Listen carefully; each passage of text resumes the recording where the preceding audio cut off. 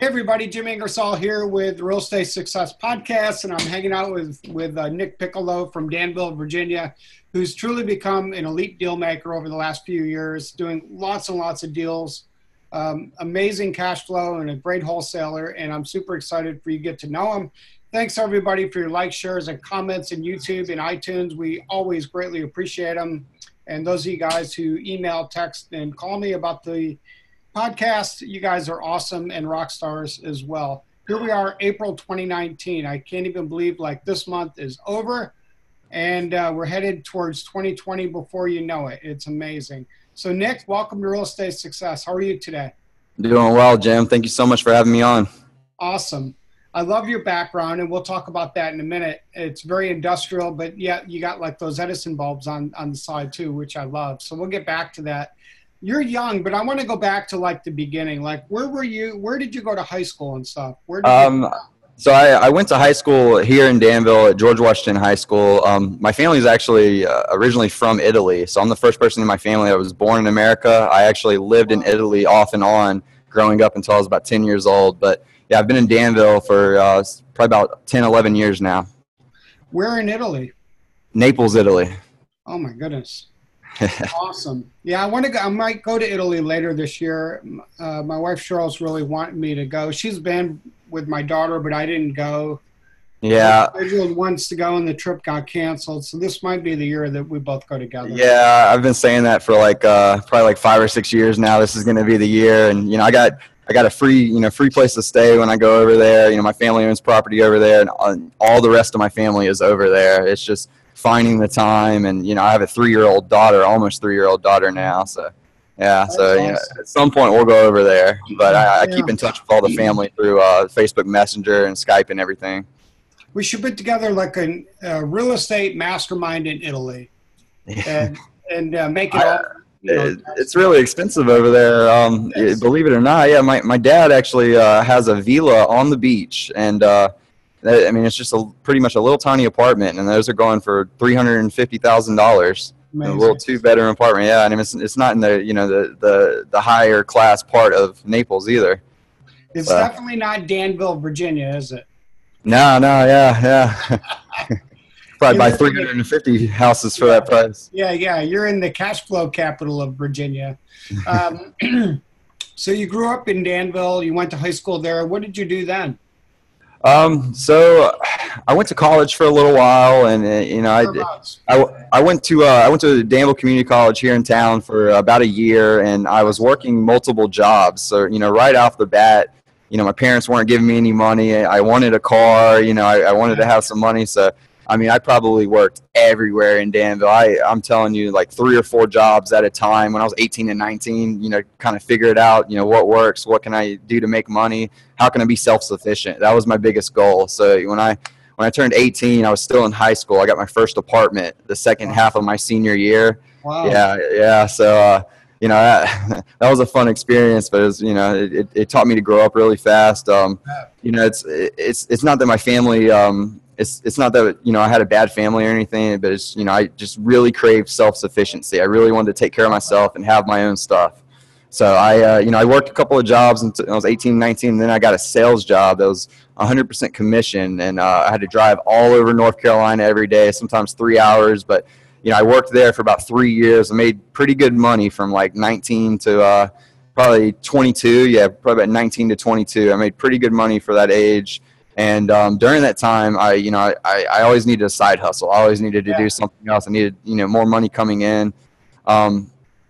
So I started flipping cars. That's something I got into. And when I was 21, actually, yeah, I'm 25 now. Okay, so I'm 21. I quit my sales job, and I had my daughter. I was 22. I'm sorry. I was 22 years old, and I had just had my daughter. All right, she was just born, and I was making more money flipping cars than I was at my sales job. My sales job was probably taking 60, 70 hours out of my week. Wow. And, I wasn't having, a lot of time with my daughter. She was a newborn baby.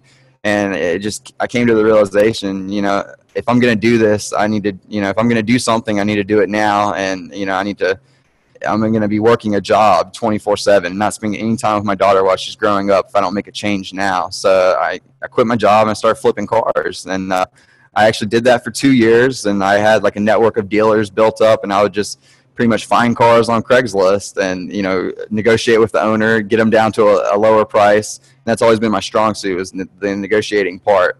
And I would sell them, and I do the same thing with houses now. I get them at such a low price from my negotiating skills that I sell them cheaper than anybody else. And that's what I do with houses now. But, you know, that's my strategy for everything. I sell everything cheaper than everybody else, and, you know, everything is sold, you know, not only super quickly, but the majority of the people that I sell stuff to are, you know, super happy customers. And for real estate, you know, it's transitioned into, you know, these people are usually repeat buyers.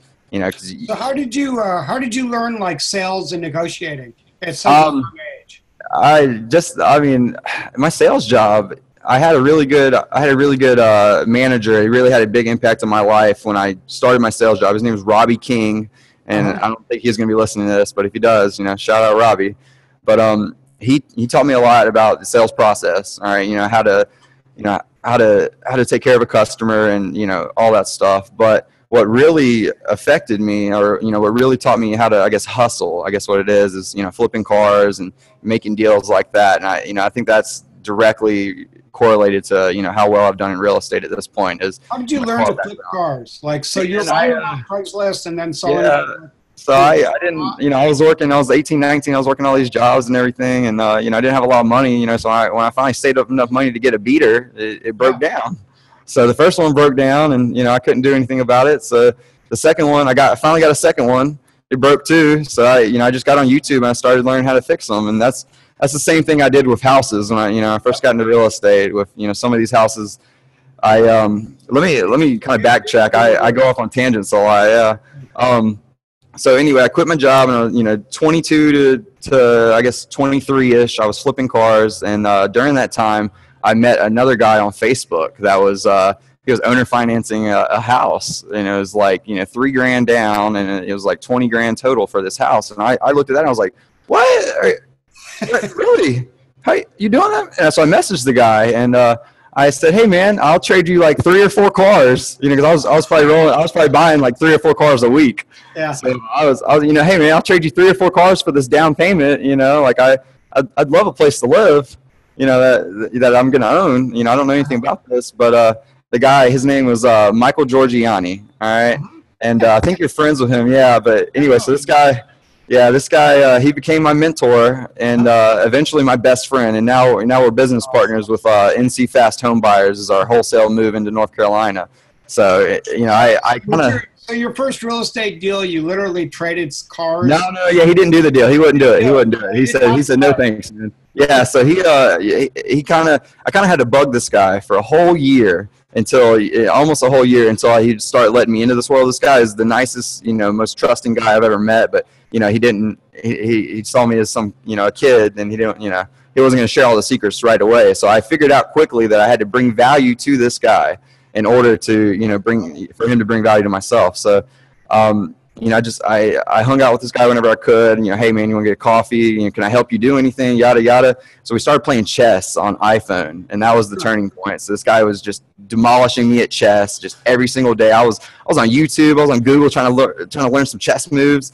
So anyway, I finally beat this guy after like 3 months. Finally beat this guy one day at chess on my iPhone. Yeah, and then I think that was pretty much the turning point where he kind of saw me as, all right, maybe this kid can do something. Yeah. So, you know, he's amazing. He kind of what he really did was kind of teach me some of the terminology, and, you know, he shared his contracts with me, you know, to get my first deal and everything. He shared a lot of that stuff, but what really made the turning point in, you know, me learning about this world was finding your podcast. And, you know, I don't want to sound like a fanboy saying that. Yeah. That's but, right. You know, I was at, you know, how do I learn more about this stuff, man? What do I need to do? You know, I was looking on YouTube. I didn't even know what wholesaling was. Okay. So I was just, you know, looking up real estate, and all I could find was like real estate, realtor stuff. So, you know, I finally like learned a couple of the terms, and I literally just got on the iTunes podcast and I typed up real estate. Amazing. And, yeah, Jimmy Ingersoll popped up. So, I mean, amazing. I'm telling you, I've probably listened to every single show. I think there's like 100 and something now. I don't know the exact number. Yeah, I've probably listened to every single one at least 3 times now. But, I mean, the content. Which makes me excited. Yeah, it makes me happy too, man. I appreciate it. But I remember when you messaged me about the podcast. I remember. I appreciated it very much. It was amazing. I appreciate you you messaging back. So you've done really well, and then so you started to like learn about flipping houses instead of flipping cars. Tell me about the first time everything sort of clicked in a work. So my first deal actually didn't come from my mentor. So I was, so once this guy was, starting to let me shadow him and kind of learn everything, I was riding around with him in his truck. I was, going with him to, check on employees at different deals. And I was going with him, watching him make deals for probably about 6 months before I actually got my first one. And he had a few deals that he wanted to pass to me and, to try to let me do my first deal, but they were just destroyed, total boarded up rehabs, and they had dirty titles. So I went through a couple of title exams, and I had a couple of deals under contract before I even got my first one. I was sitting in a coffee shop one day, and it wasn't my friend's coffee shop. He'll be mad if he hears this, but this is like 2 years ago now, and I had a different guy come up to me that was a friend from high school, and he's what are you up to now? And I was like, man, I'm trying to get into real estate. I've been flipping cars. I'm trying to get into real estate now, and so he was like, oh man, well I've got some friends of my family that are trying to get rid of a triplex, and they're older people, and they just I think they were asking $2,500 for it. All right. So I was like, oh. I was like, hey man, he was like, yeah, the guy, he said, I think I was thinking about buying it for myself, but I don't have the money or anything yet. I was like, can you give me their number? Yeah, I'd like to give them a call. And the guy wouldn't give me his number. He's still a good friend of mine, but I understand. He wouldn't give me his number. He told me what street it was on though. So I got in my car. I drove immediately to this street. I drove all up and down the street until I found a house with 3 meters on the outside. Awesome. All right, so I found the house, I found the address, I looked up their the owner's information on the tax record. All right, and then I paid like yellowpages.com or something, like $5 so I could look up their phone number. And thank God these people still had a home phone, because a lot of people don't now. So I left these people like 10 messages in the same day, and I really wanted this deal. And so they ended up calling me back, and I went and looked at it. I put it under contract, and I had it sold that same day. So I actually got it for $2,000. I got it for $500 less. Wow. And then I had it sold for 10 the same day. Huh. So that was my first deal. Yeah. So I didn't have to do any work on that one. But then the next few after that, I said, you know what, this was fun and all, but I didn't get to do anything. I didn't get to clean anything up. I don't know how to work on stuff, but I really want to. I really want to make some beautiful things. So the next few deals were rehabs. And man, like those are where the mistakes came in. Let me tell you, they're like. So let's go back to this first one. So you were really super persistent. Somebody told you about a house, they wouldn't tell you where it was at. You drove by, you found the meters, 1, 2, 3. You skip trace them. You look them up in the tax records. You call them on the phone. What did you say? What do you say when you call somebody up? Yeah. Hey, my buddy Jesse said you guys have a triplex that you're interested in selling. And I'm interested in buying it. Can we make something happen? That's pretty much the conversation. Yeah. Take this thing. Yeah, and it's so crazy. It's so crazy. They actually own 3 commercial buildings that are directly attached to each other. One's like a garage. One's like it used to be a hobby shop, and then one's a huge like 30-foot ceiling warehouse right beside it. So this is a year and a half after I did that deal with them. They're actually going to let me buy that.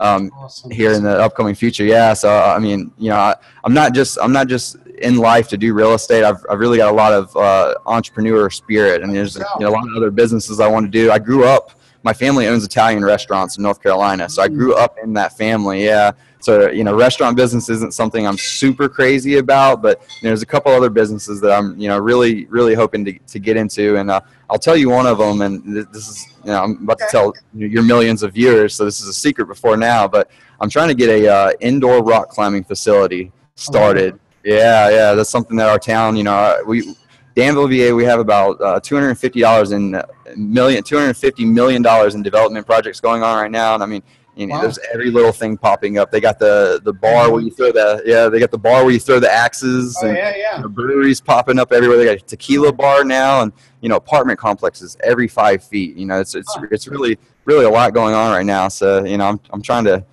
hop in where I can, and put my name on something. Yeah. I had no idea Danville was developing like that. I haven't been there in a very long time, in at least 10 years. I had no clue that it was like growing that quickly. Yeah, well, the big industry that was here was the textile mill that closed in 2000. So, you know, I think probably at least every deal, almost every deal that I've got has, you know, that's been boarded up or has been distressed or has a motivated seller. You know, I would say probably 90, 98, 97% of the deals I've gotten have been directly because of that. Yeah, because of the mill closing in 2000. But the cool part about that is every deal that I've messed with, I haven't had any asbestos.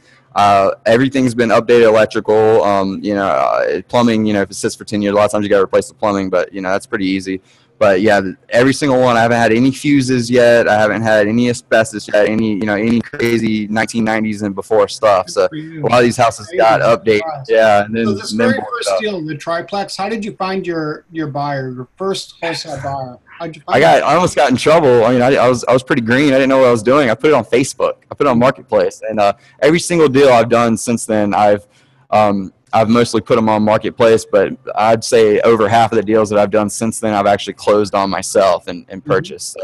You know, I can put them on Facebook if I get in trouble then. But this first deal, you know, I didn't know what I was going to do. I barely had the money to pay for the house. You know, after I paid for the house, I was kind of stressed. I was telling my mentor, Mike, you know, dude, like, I got to find a buyer quick. Like, maybe I should back out of this deal. Maybe this isn't right. You know, I'm going to be super broke. Yeah. You know, I rented a house back then. I own my house now, but I rented a house a year and a half ago from Mike. And I think this was part of the thing too, that, you know, getting him to take me under his wing. I had to rent one of his dirty, like, it wasn't a dirty house, but, you know, one of the worst house rentals that he had. And this, you know, this guy already had 15 rentals when I met him, but I rented this house for him for like $475 a month, and I hated it. But, you know, the things I learned in you know, from him and, you know, you know, everything else in the town that I rented that house made it so much worth it. But, you know, I had bills, and I was using every dollar I had to my name at that point to buy this deal and hope somebody bought it immediately. So I paid for the first deal, and you made like $8,000 on it.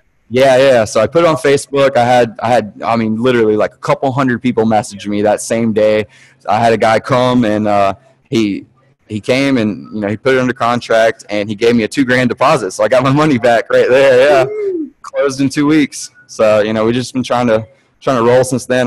It's been really difficult for me when I started to, you know, figure out my niche.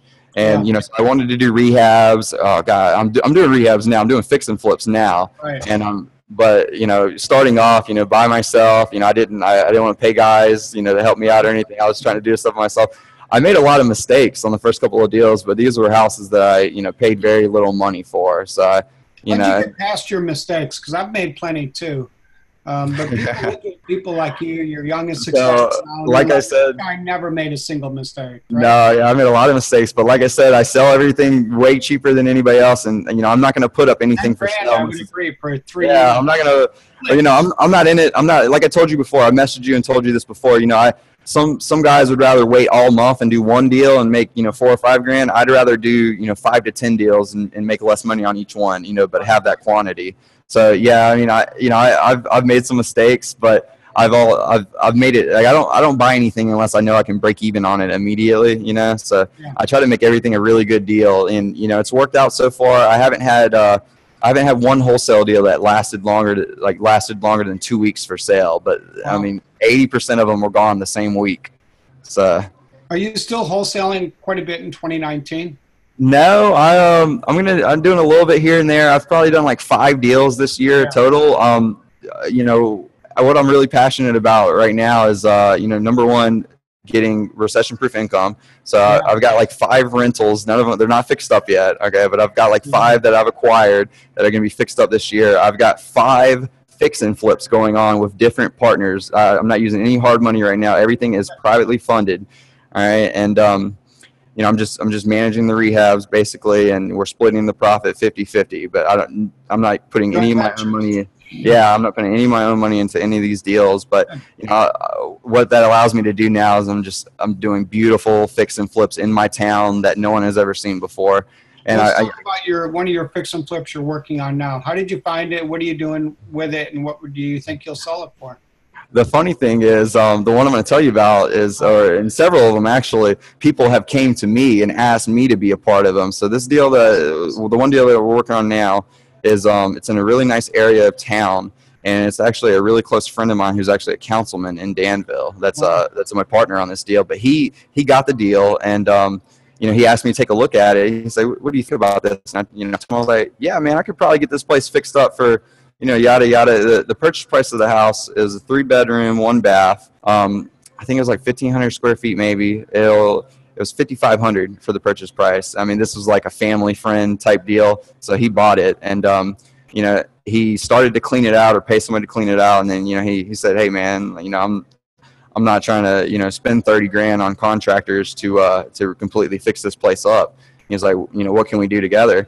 So I got my guys in there, and I've over the last year and a half, I've developed a crew, and I pay these guys hourly plus a bonus. So I give them either a weekly bonus or a job bonus, depending on how quickly they get stuff done. And they all showed up to work today, so today's gonna be a good Monday. Oh yeah. But yeah, so that I got 2 other deals like that people have they've already had the deals and they reached out to me, and then 2 of them I found myself for these fix and flips right now. But that specific one is going to sell for probably 60, and we're probably going to have like 12 into it. Wow. Yeah. So the other 4 are pretty much like that. They're all going to be at under 50% ARV after repairs. Wow. So one of our listeners would be interested in joint venturing with you. Would you take on more joint venture partners? Yeah, and I'm so the thing about me, and this is what kind of makes me different from everybody else. Everyone tells you that you need to find one thing and be really good at it. And for me particular, I'm not telling everybody to do this, okay, but for me, I'm a jack of all trades and a master of none, kind of. But I like to be good at everything. Yeah. So the answer is yes. How would somebody reach out to you? You'd be yeah. So I'm on Facebook, Nicholas Piccolo. All right, and I also have my email is nick@piccolobuyshouses.com. Love it. Okay, good. So you're doing some fix and flips. You're doing a little bit of wholesaling. I hear you talking about like your referrals, and I know that leads into what I really want to talk about is the importance of your network, because I think as a young man, you've done a really good job learning what I didn't learn at your age, which is network becomes your net worth, right? Yeah, I say that all the time. It warms my heart when you comment on it when I put it up, but I mean, it's just true. That's all it is. I started doing the first couple of deals a year and a half, 2 years ago by myself, and I found success with those. But I was making a couple of grand on each house, and I was asking myself, what do I need to do to get to this next level? Do I just need to keep on doing these deals and slowly save up money? And I figured out really quickly, and it's because of your podcast. But I figured out really quickly, to get ahead. If you want people to bring value to you, you have to bring value to them too. Okay, so you have to make connections. Great takeaway for everybody listening. Yeah. So I mean, it doesn't matter, what you are, where you are, or how you're doing right now. If you're a good person and you go out there and you tell people what you want to do, and you go out and shake hands and meet people, somebody will be interested in working with you. Okay, but the only thing that it takes is you have to get past your mental barrier, and you have to get to work. Boy, so how do you overcome fear and self-limiting beliefs then? Because you're like a natural at it, but it isn't. People struggle with it, especially being like you. I think it's awesome. Yeah. So one of the things I did. Okay, so like the big deal with a lot of people are wholesaling. There's a lot of competition out there. Everyone's trying to wholesale now, and I did close to 40 deals last year. All right. And that's why this year I'm kind of slowing down. I'm trying to concentrate on fix and flips and recession-proof income. But, one of the things that I did to de-stress myself in between deals, because, whether you're taking on rehabs, whether you're wholesaling a deal and putting a earnest money deposit on it, whatever, you still have bills to pay. Everyone has bills to pay. Right. Okay. So the thing that I did was my first year, my main goal was to find a house that I could buy and, rehab and live in and not have any rent. So I did that, and I ended up actually getting a really nice house for free. And it was a probate deal. It was a probate deal, and they had like $2,000 in back taxes owed, and his daughters, their father had died like 10 years ago. The house had been sitting for 10 years, and it was really in a decent area. And it just, I met them, and we created a relationship, and it just ended up that, they signed it over to me, so I'm actually going to sell that house, and I'm actually going to sell it for $40,000. So that turned out. I've been living in it for a year, but yeah, my thing was to eliminate fear. I got my monthly expenses down as low as possible. Okay, so my monthly bills are like under $500. Yeah, for utilities and car payment and everything. But then the second thing I did was, I knew I couldn't afford to keep any rentals yet, and I still don't have any ongoing rentals. I got a couple of houses that are waiting for me to fix and rent out. But what I did was I owner financed a couple of deals, and I got about $1,000 a month coming in from just owner finance income. All right, that's so awesome. Yeah. So that's proof income. I love the way you said that. Let's talk. Just the last point I want to talk to you about is negotiating. Because it's really important to me. I love negotiating. I've had Chris Voss on. I've had his son Brandon Voss on my show. Yeah, I love those guys. Yeah, difference, right? So tell me about like your conversation. You seem like you build rapport like naturally. Just off the bat. You build rapport and then get the contract price where you need it to be. So so my approach is I'm a nice easygoing guy, and I never try to I never get aggressive with him, but I try to never get angry, but I'm a nice guy. I build rapport by meeting whoever the seller is, I'm building a relationship with them, and I'm really nice to them, and I don't hit them with a low ball or anything like that. That's how you get hung up on a lot, or get the door slammed in your face or whatever. I kind of find a way to bring the conversation into what they need, and I figure out, what they need, what they're going to do with the money, and, their motivation for selling it. And then, I just kind of, okay, well, for me to make this deal work, I need to be at this number. Okay. How does that sound to you? And if they say no, we'll move around from there. But it's not about just spitting out numbers and intimidating. It's more about, creating a relationship, because, I think 80% of the people I've bought houses from, they'll call me and, how are you doing? How's your daughter doing? Yada, yada. Yeah. And that's the kind of relationships I like to build, because those people, they see me drive around town. I got the We Buy Houses signs on my car, and, they'll honk the horn at me. They'll see me, I'm creating my reputation is really important to me, and I want to, I'm going to go off on a tangent real quick. So, I want to die. I don't want to die one day, but, we're all going to die one day. So when I die, you can die a rich man, or you can die a man that made, massive positive impact and was loved by many, many people. And that's the goal I'm going for. Me too. I love that. All right. So reading between the lines a little bit, you build a relationship with people you don't know by kind of targeting the conversation about them more than yourself. Yeah, and I'm a recovering introvert just like you. I just heard the last podcast. Yeah, I really had a problem. I don't like talking on the phone to people still, but I'm getting better and better at it every day. I got a couple of virtual assistants that do a lot of the cold calling now, but anytime I'm in person, it's just almost like I morph into a different person. And when I start talking to somebody, and it makes me happy. I'm doing what I love every single day. So that's really what you're building rapport, and you're building genuine relationships. If you take a genuine interest with the person you're talking to, instead of making the conversation all about yourself, if you make it about the person with the house and the history of the house, and what their problems are and what the benefits of them selling to you versus listing with a realtor and so on, then your odds are a lot higher that you're going to be able to get the price where you need it to be. Yeah, and that's just another side note that I want to share with the listeners. If you're looking at so many deals a week, so many deals a month, whatever, and there's going to be a percentage of the deals that you can't make work, whether they don't accept your price, they don't accept nothing else. What I've done is I'm friends with a lot of realtors, but if it's a deal that I can't make work, I'll ask the seller, okay, well, I don't think I can help you personally with this, but I have a friend that's a realtor, and they can help you out as well. So so that's just another way to help people out. But that realtor might get that listing, and they might give you a little fee, or they might help you out in the future on another deal. They might call you when they have a pocket listing on a house they don't want to list. Yeah, so it's not always about making money. It's always about building relationships, though. It is. No, I agree, and that goes back to your network, adding value to others, and I feel like the more people we help, and the more problems we solve, the more likely we're going to get everything we want out of life, which for both of us is making that impact anyways. Yeah, that feeling is just, I can make money, and, I make money and it's gone within a couple of days because they go back into other projects. But, the feeling I get when, I help someone, or, like one deal that, it was a bunch of deals actually, ladies have cried, oh, this house, blah, blah, blah, I give them a hug and everything. So, helping someone makes me feel so much better than having some money in my pocket.